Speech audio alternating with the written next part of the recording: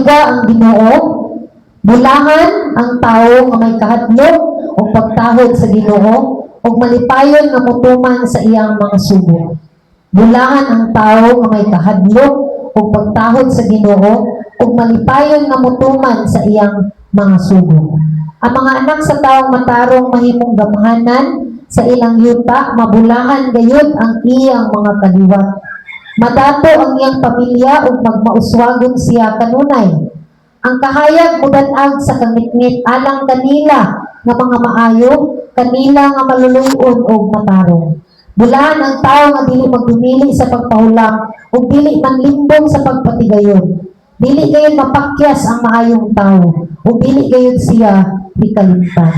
Dili siya malisang nga mudawat og daotang balita, lig-on ang iyang pagtuo ug nagsalig siya sa Ginoo. Dili siya mabalaka o mahadlok, wala siya ipagduha-duha nga mabuntog ang iyang mga kaaway.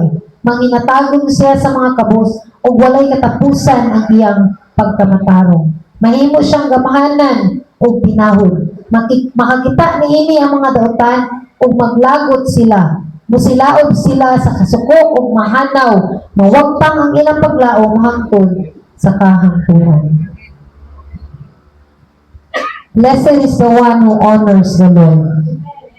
Bulahan gyud ang tawo nga dunay pagtahod, kahadlok o pagmasinugtanon diha sa Ginoo. Ang kabulahanan igsuon sa Dios, sukwahi sa kabulahanan sa tawo o sa kalibutan. Sa sukbanan sa kalibutan. Ang kabulahanan sa kalibutan, mabasihan nato kung naa sa ato tanan kabtangan. Diha sa pulong sa Dios, sa kabulahanan diha sa Dios, sukwahi igsuon. Kumpleto. Amen. Dili mahatag sa kalibutan. Bago na po ang katuigan. Amen. Pasalamat sa Ginoo kay bago na po. Tagaan na po yung bagong tuig, bagong kahigayunan, na napuntay mga resolution, na napuntay mga planos kinabuhi. Pero ang pinaka-importante sa tanan igsuon, isang atong pundasyon sa atong relasyon diha sa Ginoo. Ang pangutana, kamusta atong relasyon sa Ginoo? Kamusta ang atong relasyon sa Ginoo? Psalm 112 nagsulti, "Blessed is the man who fears the Lord, who finds great delight in His command." Ingon pa ni Bishop Bong, aduna ko na duha ka klase sa Kristohanon. Ang usa ko ka Kristohanon, nagkinabuhi lang sa grasya sa Ginoo. Kana bang paugdang lang sa grasya sa Ginoo? Palutaw-lutaw lang sa grasya sa Ginoo. Mapakyas, makipasaylo, balik na po, tungod kay grasyoso man ang Ginoo. Muhatag o dili, okay lang. Kay maluluyon man ang Ginoo.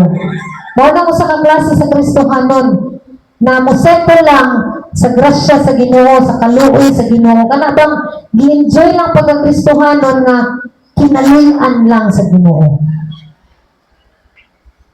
Batay sa kaklase sa Kristohanon igsuon. Katong Kristohanon nga nagkinabuhi gyud subay sa prinsipyo sa Ginoo. May pagtahod, masinugtanon ug may naglukod diha sa Ginoo. Katong nagkinabuhi gyud sa prinsipyo sa Ginoo. Katong ginakabot gyud ang saad sa Ginoo. Katong tao nga nagkinabuhi gyud sa kabubun-on sa Ginoo o gusto gyud i-enjoy ang saad sa Ginoo, bugti sa iyang pagtahod sa Ginoo. Dili katong museto lang na ayuhon lagi ta kay maayo ang Ginoo. Dili tong museto lang sa kaluyan ta kay maluluyon ang Ginoo. Katong yung klase sa Kristohanon na ginakabot gyud niya ang standard sa Ginoo. Ginapurso niya ang bugti sa kung unsa man ang pagtahod o gihimo niya para sa Ginoo. Mauna ang Kristohanon nga gipangita sa Ginoo. Amen.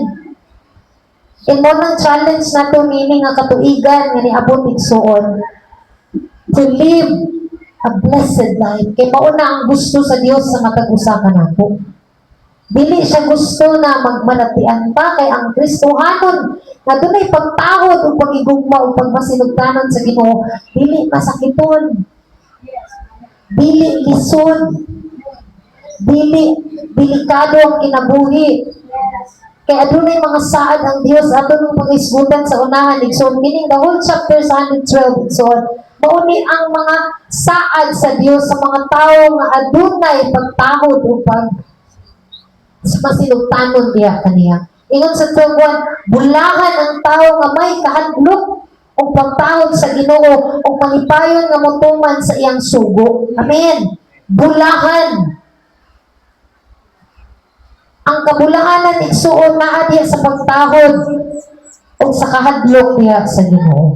Hinini nga bag-o nga tuig, maidson, labaw sa bisan unsa natong mga plano, resolusyon sa atong mga kinabuhi. Labaw sa tanan atong ayuhon, atong relasyon diha sa Ginoo. Magkinabuhi ta nga subay sa iyang kabubuton ug masinugtanon. Kay ang pulong sa Ginoo nagpadayag sa prinsipyo sa pagkapuot sa kinabuhi nga bulahan. Kani tanan-tanan nga gisaad sa Dios ani sa tawo nga may kahadlok ug pagtawod kaniya, maangkon gid ni igsuon. Maangkon gid ni sa tanan nga may kahadlok diha kaniya. Pinaagi ra gyud sa pagkamahinadlokon o pagkamatinahurog sa Ginoo masinati ang tanan. Kung atong himuon ang tanan nga gisugo sa Dios sa matag usa kanato, maangkon gid nato ang iyang gisaad. Amen. Tinguhaon nato this year, magson dili lang ta magkinabuhi, hinalong sa kaluoy ug grasya sa Ginoo, but labaw sa tanan daganon nato ang saad sa Dios. Kaputo nato ang saad sa Dios. Pinaagis pagkinabuhi nga mahinadlokon, matinahurot ug malipayon sa pagsugod diha kaniya. Amen. Kung magmasinugtanon ta sa pagbuhi nga Dios, dili lang kita ang makabenepisyo. But diri sa saad sa Ginoo lakip ang atong pamilya o mga kaliwatan. Amen.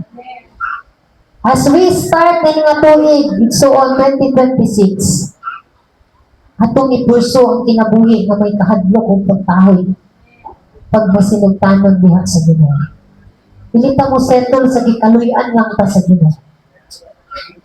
Dili ta mo settle sa gigrasyahan lang ta sa Ginoo. Ang Diyos gusto niya nga ipursugid nato ang iyang saad. Ang saad niya sa tao nga may kahadlong pagtahod o pagmatinumanon diha kaniya. Unsay saad sa Dios? Number 1, igsoon in verse 1, ang mahinadlokon ug matinahuron sa Ginoo adunay hingpit nga kalipay. Verse 1, bulan ang taong may kahadlong pagtahod sa Ginoo mutuman sa iyang sugo.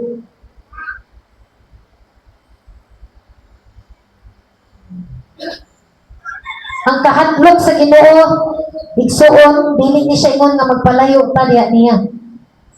Dili pasabot nga mahadlok ta niya kun dili aduna tay respeto o pagtahod sa iya ang pagka-Dios sa atong kinabuhi. Balaan siya nga Dios, magkinabuhi pud kitang balaan. Amen. Kung atong nang buhaton dili gyud pakakon ang Dios sa iyang saad nga ang tao nga adunay kahadlok o pagtawad sa Ginoo magmalipayon gayud igsoon. Adunay gyud kalipay, adunay kabulahanan. Bulahan gyud ang tao nga adunay kahadlok diha sa Ginoo. Daghan kaayo tang kapangitaan sa kalipay, mga material, success o bisan unsa nga relasyon, daghan kitang kapangitaan. Pero ang tinuod nga kalipay igsoon nga hingpit gayud naaragyod diha sa Ginoo.